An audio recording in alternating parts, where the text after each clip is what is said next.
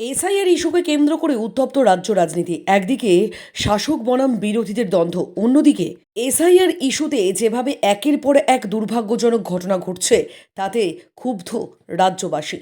বিএলওদের মৃত্যু থেকে শুরু করে বিএলওদের ওপর অত্যধিক চাপ, আবার কোনো নিরক্ষর গ্রামে কেউ ফর্ম ফিল আপ করতে না পারা, এসব নিয়ে প্রতিনিয়ত এসআইআর চর্চা চলছে, এসআইআর তরজা চলছে।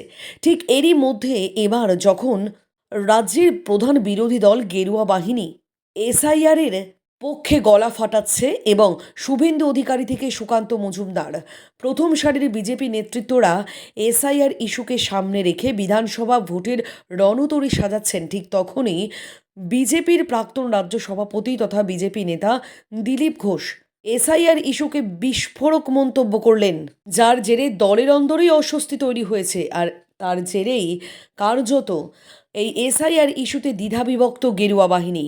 শ্রমিক ভট্টাচার্য, সুকান্ত মজুমদার, শুভেন্দু অধিকারী প্রত্যেকেই বলছেন যে এসআইআর ইস্যু কার্যকর হলে দেশে প্রায় 1.25 কোটি অনুপ্রবেশকারীর নাম বাদ যাবে। ঠিক সেই জায়গায় দাঁড়িয়ে দিলীপ ঘোষ বললেন, অনুপ্রবেশকারীরা দেশে ঢুকছে একমাত্র বিএসএফদের জন্য। পুলিশ এবং বিএসএফ তাদের টাকা দিয়ে দেশে ঢোকাচ্ছে। এমনিতেই সীমান্তে বিএসএফদের বিরুদ্ধে অভিযোগ কম নয়। তাদের জন্য অনুপ্রবেশকারীরা ঢুকে গরু পাচারকারীরা গরু পাচার করতে পারে, এমন অভিযোগ দীর্ঘদিনের। কিন্তু একজন হেভিওয়েট বিজেপি নেতার মুখ থেকে এই এসআইআরের মতো উত্তপ্ত পরিস্থিতিতে এই মন্তব্য শোনার পর রাজ্য রাজনীতিতে তরজা তুঙ্গে। যে অনুপ্রবেশ ইস্যুকে কেন্দ্র করে তৃণমূল নির্বাচনে এগিয়ে যাওয়ার চিন্তাভাবনা করছে, ঠিক সেখানেই দাঁড়িয়ে একজন বিজেপি নেতৃত্বের মুখে এই মন্তব্য শোনার পর দলের অস্বস্তি কতটা বাড়ল তার বলার অপেক্ষা রাখে না।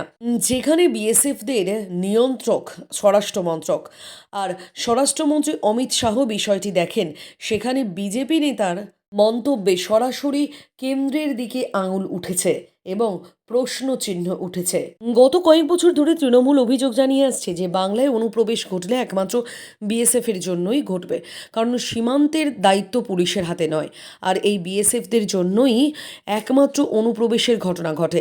আর সেই বিএসএফ কেন্দ্রীয় স্বরাষ্ট্রমন্ত্রকের অধীনে থাকে। আর সেই কথাকেই কার্যত দিলীপ ঘোষ স্বীকার করে নিলেন। দিলীপের এই মন্তব্যের পর রাজনৈতিক বিশ্লেষকরা বলছেন, এটা নিছকই কোনো মন্তব্য নয়, এটা বিজেপির ভিতরে মতান্তরের বহিঃপ্রকাশ। তাই কেউ কেউ বলছেন দিলীপ ঘোষ দল ছাড়া কার্যত সময়ের অপেক্ষা।